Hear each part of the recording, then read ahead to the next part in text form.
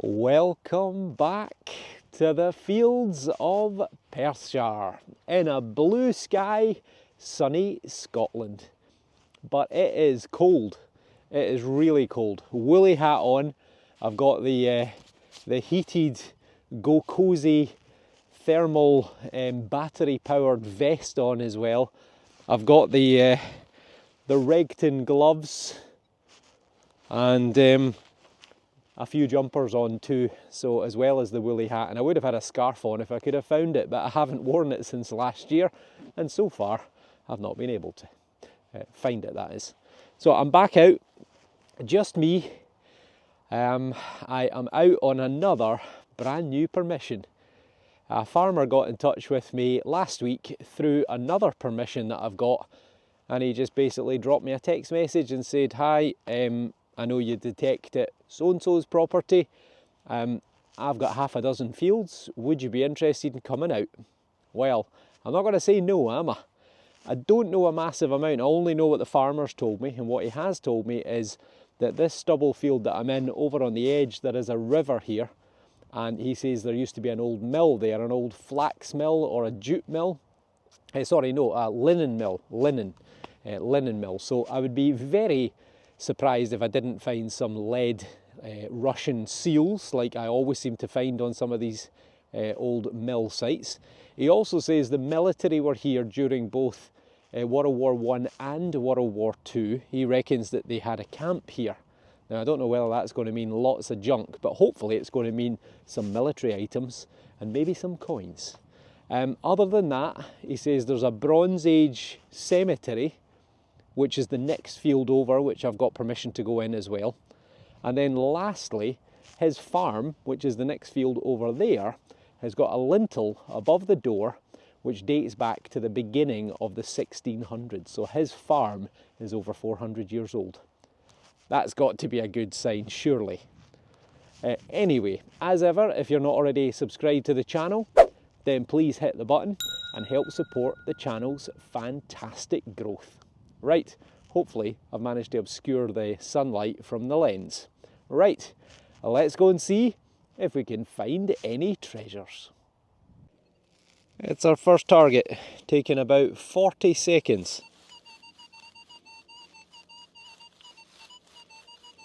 Sounds a bit too good to be true, to be honest. Way up at 95, 96, could be a bit of brass, could be shallow lead. Could be shallow anything. 92, 93 now. I'm thinking more maybe bottle top.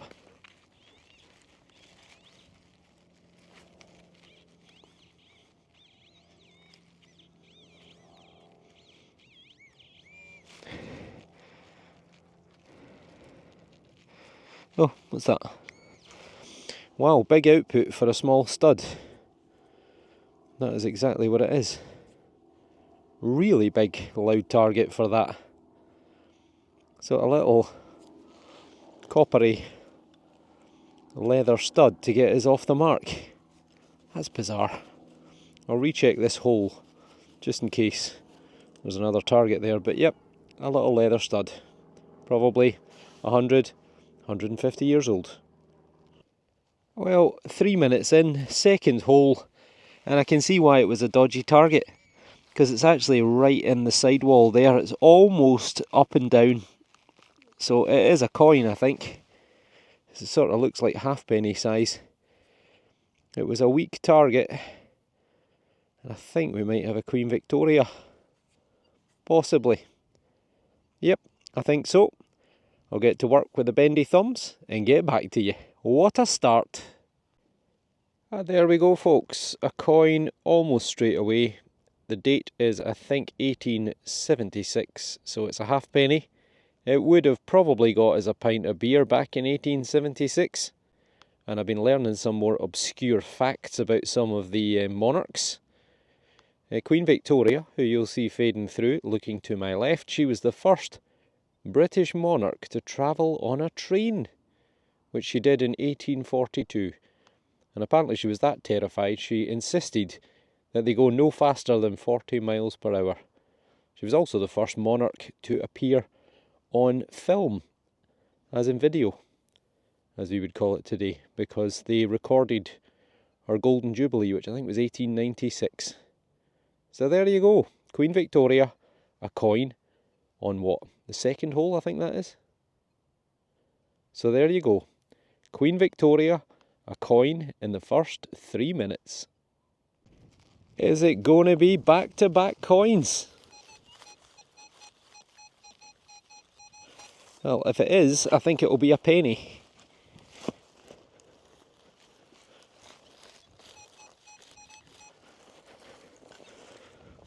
One out of there. No. Right, let's get the pinpointer. Sounds like I'm pretty close.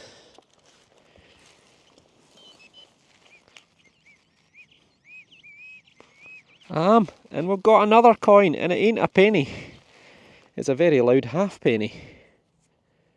Ooh. Quite a chunky coin. It might actually be a Georgian copper. Okay, back to you in a moment. We've got a coin. It looks to me like there's a head there facing to the right hand side. So my guess would be, because of the size, shape and thickness, it's George the Third. I say size though. Not convinced it's a halfpenny, maybe it's a farthing. But you'll see it fading through there. What I think is there. But yeah, definitely a funny size. On the other side, seems pretty blank to me. But it's a chunky coin. So, maybe George the Third, maybe a halfpenny, which is a funny size. Maybe an earlier one. Or a farthing, which is a quarter of a penny. Still, it's 2 coins, and we've been going for about 6 minutes. What a day. What a start. Unfortunately, we've hit the obligatory few pieces of aluminium, but this sounds worthy of a live dig. Pretty small sort of target as well. Oh, it's kind of falling apart. Let's get another one out of there. Still down there. Last one, then we'll get the pinpointer. Haha, no need. Well, we'll still need it, but last spadeful. 3 spadefuls.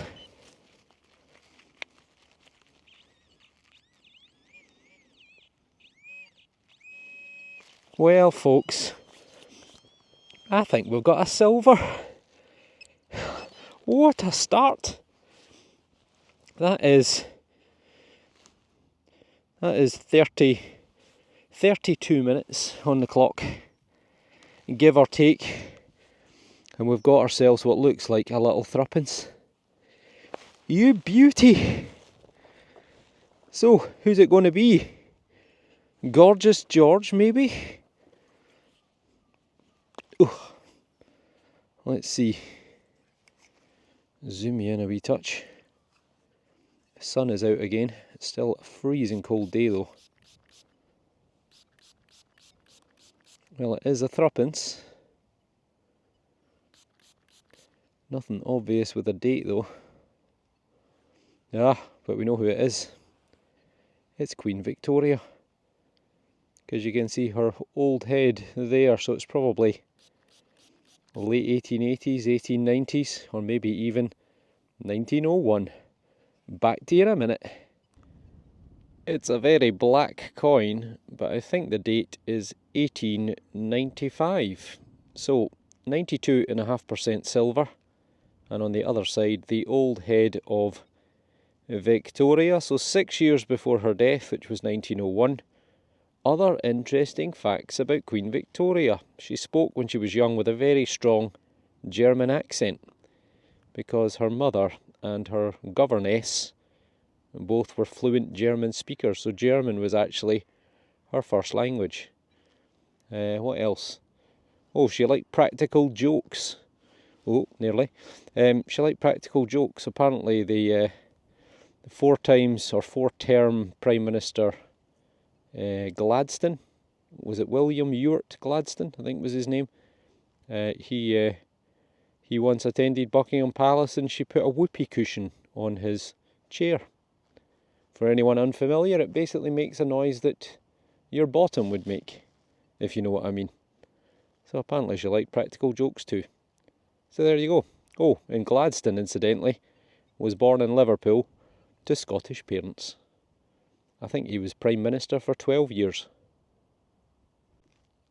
So silver in 33 minutes. That's certainly the fastest in a long time. A lovely little coin, and I love the patina. Super! 3 coins, 32 minutes on the clock. We've got a 63, and it might be a little copper moustache. Possibly it's part of a buckle fitting of some description. Looks interesting, whatever it is. So, maybe just a little bit of decoration on there. So my guess is probably part of a buckle. Maybe Georgian in date, 1800s, but if you know, comment below. Interesting. It's another maybe. 80 on the nose. Ouch. Stony ground. Thankfully shallow. Ouch! Right. Anyway, where was I? Right, come on, give us another coin. Oh, might be lead. Oh, might be a bag seal. Yes, it is. It's a lead flax seal. Ah, look, it's the type which is almost like the little hammered coin. Well, I did say in my introduction that there was an old mill here, the farmer told me. So I thought there was a good chance that I would get a flax seal, because apparently it was a linen mill. So there you go. HWOK, possibly, it says at the bottom there. Probably sometime in the 19th century, maybe around about 1830 to 1870. Lovely. Don't know if this type's Russian or not, but if anyone knows, let me know. And 89. Possible aluminium, to be honest, but I'm going to film it.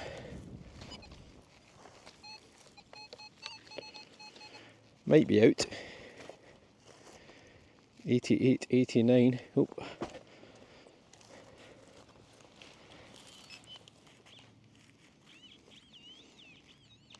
We got a clod? No. There. Oh. Well, there you go. That's why you dig them. The reason I thought it was probably aluminium is because I'm right next to a wall and a gate entrance, and usually that means junk. But it's a coin, probably a Georgian copper. Not looking in great condition, but I'll get back to you if we can clean it up. It is indeed Mr. Potato Head. You'll see George III fading through. It's a halfpenny, sometime between 1760 and 1820. Fun facts about George III. The planet Uranus, and no laughing, I'll be doing the jokes. It was found by an astronomer called William Herschel, and he was sponsored by George III. George III was a patron of both him and also the musician Handel. And originally, apparently, Uranus, or Uranus, when it was discovered, was called Georgius Sidus. I think I preferred that to Uranus, or Uranus, but there we go. There's a joke in there somewhere. George III also had a huge personal library, and the library that he left after his death became the foundation for the British Library. So there you go. I think it was about 70 or 80,000 books that he had in his personal collection. So, halfpenny, George III, and again, it's going to be at least a pint of beer, if not 2. That, folks, is 55 minutes on the clock, we've got 4 coins, one of them silver, a bag seal, 2 of the coins are Queen Victoria, 2 are George III, the buckle part, the lead seal, and the little stud. That is a phenomenal first hour. This is going to be a good day, hopefully. Well, look here folks, 2 minutes off the hour. I started at exactly 1 o'clock in the afternoon, and it didn't sound like it, but we've got coin number 5. 5 coins in 1 hour. It's a halfpenny. Is it another Victoria, or do we have a bit of variation? Ugh, it's not looking great. It's quite waterlogged here, so I'll need to get back to you in a moment. I've got an identification. I wouldn't have thought it looking at that coin when it came out of the ground, but through the crust you will see gorgeous George emerging. George V. The back though is toasty, but it will be between 1910 and 1936. He was pretty boring. He disliked other people's company. He disliked women. He disliked nail varnish, perfume. He wasn't that keen on being a royal either, I don't think. He did though have a good relationship with his father, Edward VII, but he did have a terrible relationship with his 2 sons. And believe it or not, he actually went off to join the naval cadets at the age of 12. When he was in Japan, when he was on a tour in the Navy, when he was about 16, he got a tattoo of a red and blue dragon. Wonder how that went down with his father. Still, it's another coin inside the hour. It could be another coin.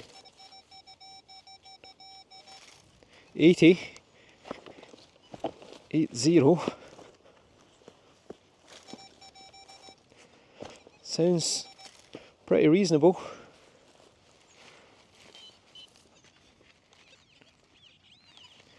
Might have a clod. We do have a clod. Oh ho! That looks pretty round. Looks very thin. There's a bit of an imprint. That's a button. Ah! Oh! Well, it's got a bit of gilding on it. Silver, even.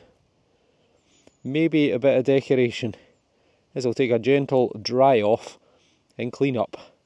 Back to you in a minute.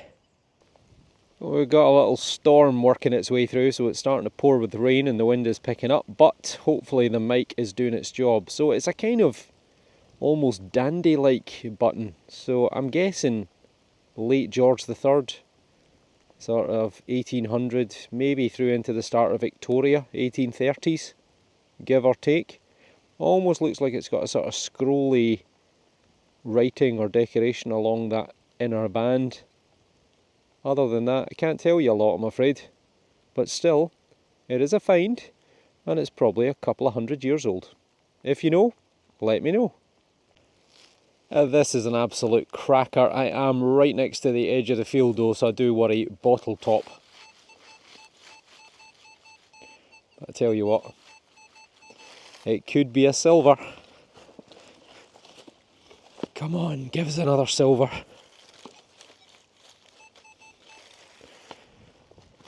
One more out of there. Oh, stone. Let's get under that. Oh, oh goodness me.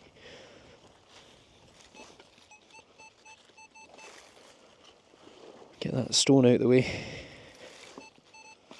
Right, I'm going to go with a pinpointer if I can.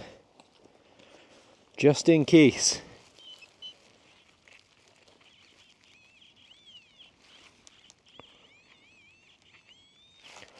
Right, I'm close.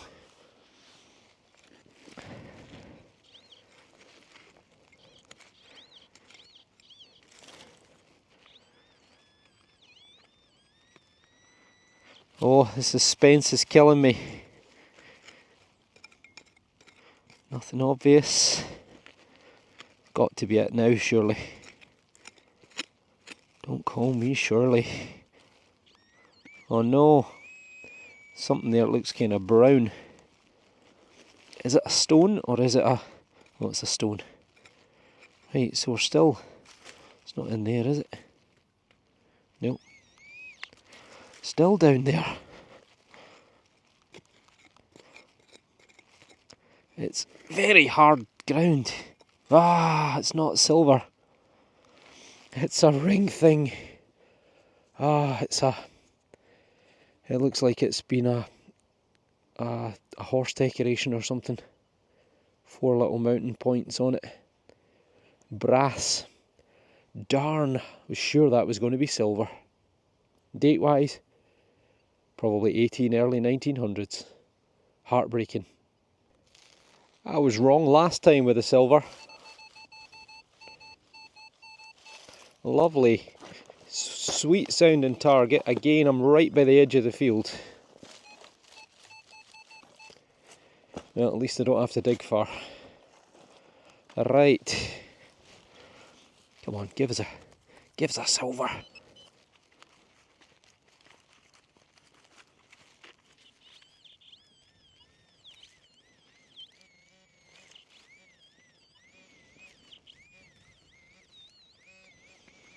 Ah, dug in the wrong place, it's there. It's lead. It's not, it's worse. It's aluminium. Drat. This was a big old screamer of a target. But I can see a green edge. I think it's too thick to be a coin. Ah, it's not. It's a thing. What is that? Part of a cover or something maybe for some sort of mechanism. Might be. Yeah, I think it's junk. There's the pick.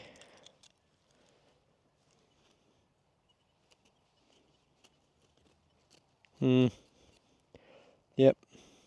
Something. Who knows? If you know, let me know. Almost 3 hours on the clock, and that is my first possible sign that the military were here. But maybe the camp was in a really specific area and I'm only just getting in near it. But then again, could just be a farmer out shooting deer. But it looks like a 303 cartridge. Possibly World War I or World War II era. A fairly shallow 82, 83, and I don't think it's a spindle whorl. It is made of lead though. Maybe some sort of crude hem weight for a lady's dress for the pleats. Then again, maybe it is a spindle whorl. But either way, it's lead. And it's going to be at least Victorian, but it could be older. I've ventured into another part of the field. I'm making my way to another field which has been potatoes, which has been harvested. And I think I've gone about 55 minutes without a digger, and this one actually sounds half decent. So I thought I'd film it, just in case. Well, it's out, I think. Unbelievable how you can go from amazing detecting to not quite so amazing. Well, it's a piece of lead pipe or copper pipe. No, it's lead pipe. Probably old water pipe. Ugh. Right, I'm going to go over into the field next door. The geese are just about to land on top of me. They'll get a surprise when they realise I'm here. At last, I've found something. It registers as an 81. It might be a button, because I think I can just see a little bit of a loop and it is a button. But you know what? I will take it, because it's the first target I've had in this potato field, or former potato field, and I've been here for a while. It's got a little shank on the back. It's also got some gilding on it. So we've struck gold, albeit a microgram of gold. So there you go. Oh look, it's actually got quite a bit of gold on it. It's very stable before anyone says you're rubbing it off. So there. Double gold gilt, I think it says in the writing. Something like that at least. So probably late Georgian, Queen Victoria, 1800 to 1850. Still, it's a find. We've had a few buttons, a few bits of lead, which is always more promising than aluminium or nothing at all. And here, it's a maybe coin. 86, lovely soil. Very, very easy digging. It's not long been worked. It's got to be, surely. Surely has to be. Yes! Yes, yes, yes. It's a penny. Oh, looks pretty crusty. On one side at least. But I think we should get something off the back. Back to you in a minute. This side unfortunately is pretty crusty. I can just make out Georgios round that side. But on the other side we can confirm who it is, because at the bottom we've got the date of 1929. So that was the year of the Wall Street crash. October 1929 I think it was. And it was cataclysmic. I think on the first day of the decline, the share price dropped about 12 or 13%. Did the same again the next day, and by the middle of November the Dow had dropped by over 50%. Lots of people had borrowed money to invest in stocks, and the result was the Great Depression that followed after economic boom of the 1920s. Still, it's another coin. George V, Gorgeous George. And this time, maybe, just maybe, part of a pocket watch. Yep. Looks exactly like it to me. Yep.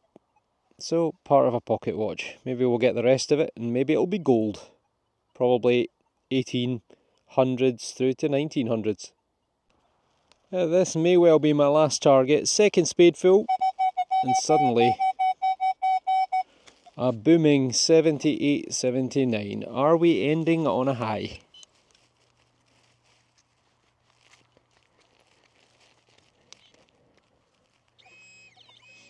Well, apparently not.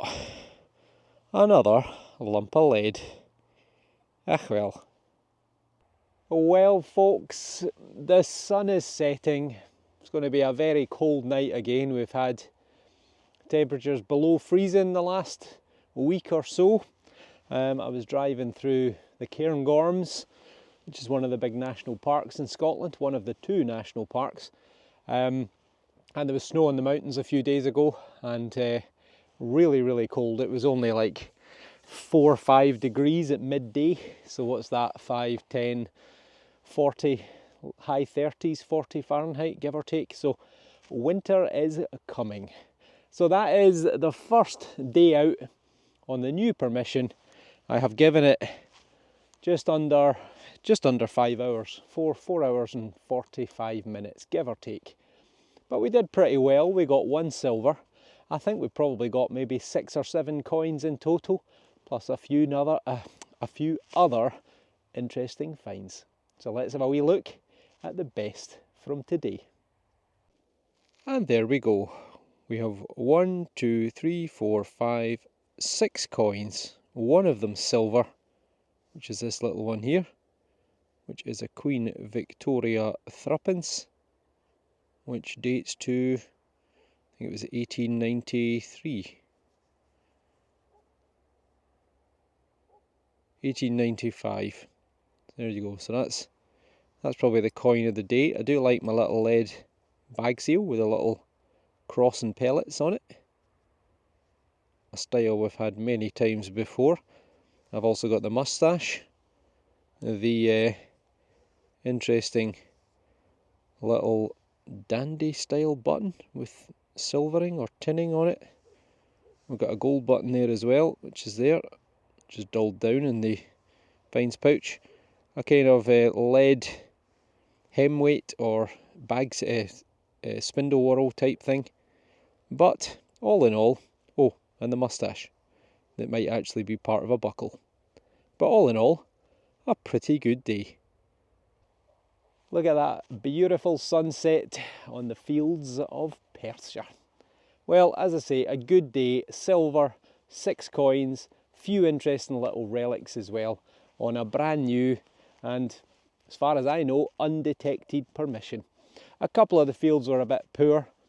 I suspect that at some point in time they've probably been pasture, and often you find that if I have a field that I go in and it's very quiet, usually when I speak to the farmer it turns out that it's been pasture that then maybe 20, 30, 50 years ago was turned over to arable crops like wheat or potatoes or barley or such like. And as a result, that period in history when there were lots and lots of people in the fields at harvest time, in the Victorian period and the Georgian period, is kind of missed, because when there were livestock in the field there was one person going in every so often. In contrast, when it's potatoes or barley or carrots or whatever, then there's hundreds of people going in the fields at harvest time, and that's where you get the fields that are full of targets, full of coins, full of buttons, but some of the fields weren't. I got onto a little hot spot at the end there, picked up a few buttons, the coin and a few other bits and pieces, but unfortunately nothing epic. So we've had some good days out recently, plenty of coins, but just aren't really hitting any of the kind of old or really interesting relics, but hopefully that'll change. First of all, because I have a text message from one of the farmers, the medieval chapel site. He says there's 2 fields there, I can go on them if I want. Also, I've got the field that the Bronze Age axe head plus Roman denarii came off, which I can go back to as well. Hopefully my work's going to be quieting down in about a week or so. And then also I've been invited once again by Amber's Digs, which is Gray and Sue, to go down in the middle of November back to Holy Island, or Lindisfarne as it's also known, in the very northeast of England. So I'm looking forward to that. So as ever, if you're not already subscribed to the channel, then please hit the button and help support the channel's growth. I hope you all enjoyed watching, and hopefully I'll see you all on the next dig. So take care, and we'll see you soon. Thanks for watching. See you soon.